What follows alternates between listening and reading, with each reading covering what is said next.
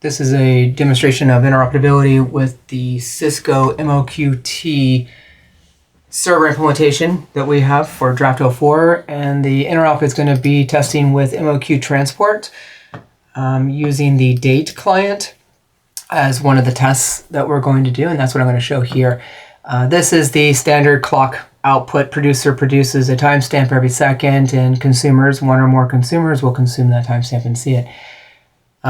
Each one of these windows, I'll go through these from the upper left and kind of go through them. The first one is going to be our client, which is our native client that we have with our relay. The window to the right, upper right, is the MOQ-transport client, and that's the native client. I did have to make one modification, which there's an issue about it, but it works without with just that one minor change. And this is going to be our publisher, which is our client, but it's going to act as publisher. We're going to specifically publish to namespace clock and the track name second, and that's what both consumers are going to be consuming.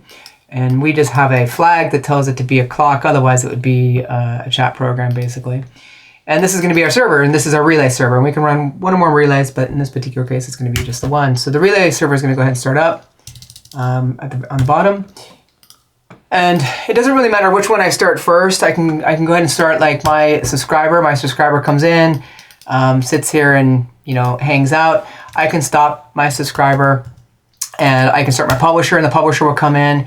It's not going to actually have any messages coming to it yet. We're not going to be able to send any messages because it has no subscribers anymore. But if I connect my subscriber, it's going to detect that the subscriber is there, and it's going to see that we now will start our timestamp processing, which is what we're seeing with this subscriber.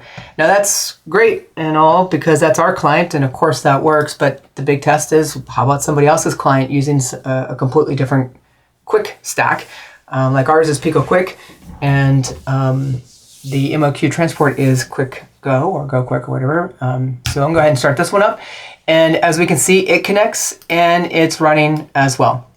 And it's getting the timestamps from us, and it runs side by side with ours. And that's the quick interrupt demonstration showing that we do work with this.